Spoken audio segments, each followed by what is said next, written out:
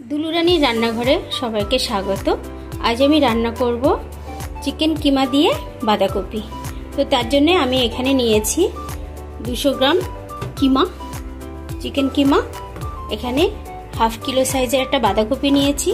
এখানে ছোট একটা টমেটো নিয়েছি, ছোট একটা পেঁয়াজ নিয়েছি, 4-5 কোয়া রসুন নিয়েছি, 2টো কাঁচা লঙ্কা নিয়েছি। এটা মিক্সিতে বেটে নেব আর বাঁধাকপিটা আমি কুচিয়ে নেব। কুচিয়ে নিয়েছি। এবারে মশলাটাও বেটে নিয়েছি। এবার একটা কড়াই বসিয়ে দেবো, সর্ষের তেল দিয়ে দিলাম।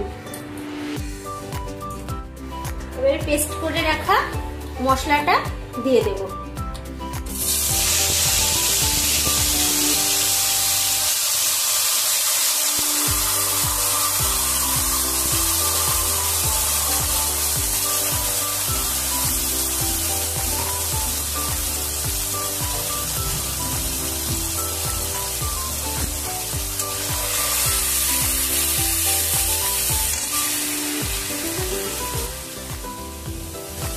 একটু আদা বাটা দিয়ে দিলাম, একটু নুন দিয়ে দিচ্ছি, হাফ চামচ জিরে গুঁড়ো দিলাম, হাফ চামচ ধনের গুঁড়ো দিলাম,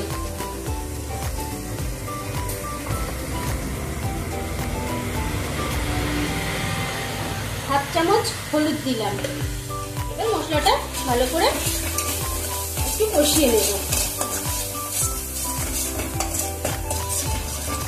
ভালো করে মশলাটা কষিয়ে নিয়ে 2-3 মিনিট মতো কষিয়ে নিয়ে এবারে কিমাটা দিয়ে দেব।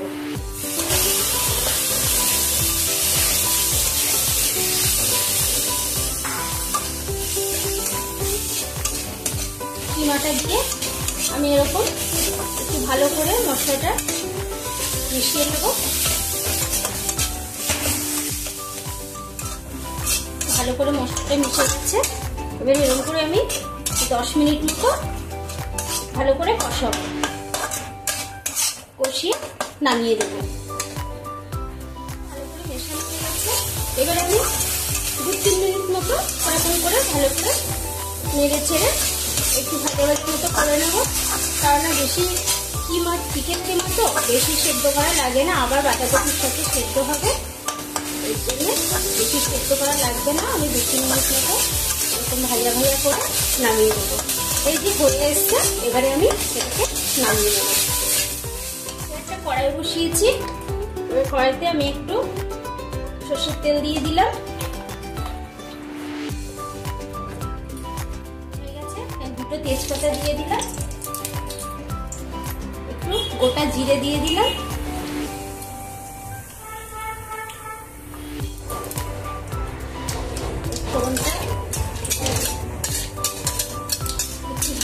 এবারে বাঁধাকপিটা দিয়ে দিই।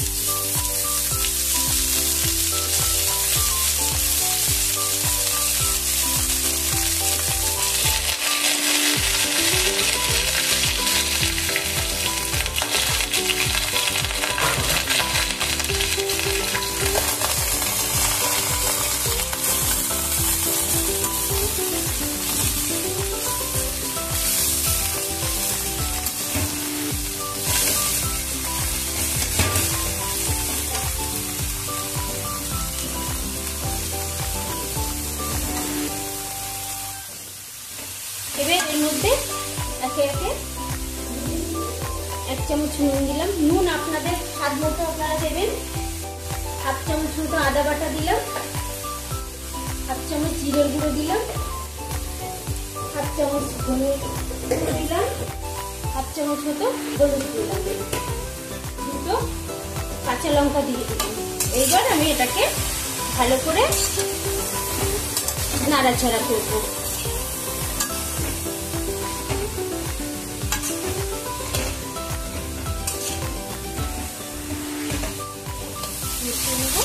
মেশাতে মেশাতে একটু কমে যাচ্ছে।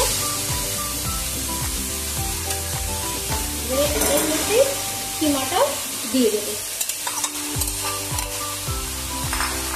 একসাথে সেদ্ধ হবে।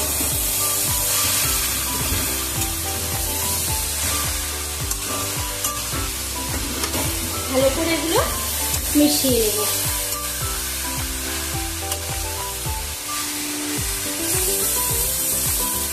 অল্প একটু কস্তুরি মেথি দিয়ে দিচ্ছি, ওই হাফ চামচ মতোই কস্তুরি মেথি দিলাম।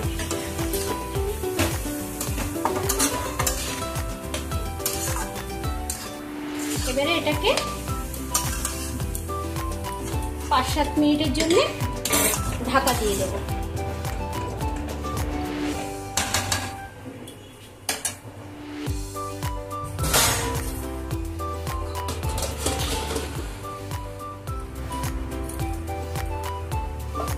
এই ঢাকনাটা খুলছি,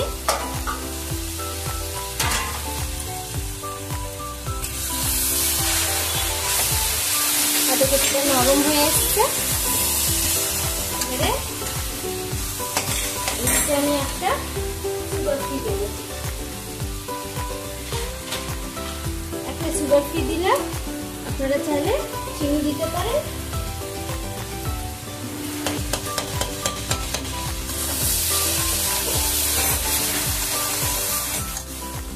এবারে এর মধ্যে একটু ঘি দেবো,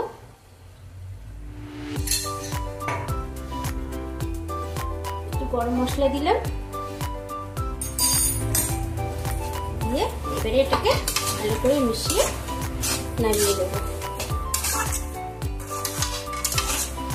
এটা গরম ভাতের সাথেও ভালো লাগবে, আবার রুটি পরোটার সাথেও ভালো লাগবে। খেয়ে দেখবেন, দারুণ লাগবে।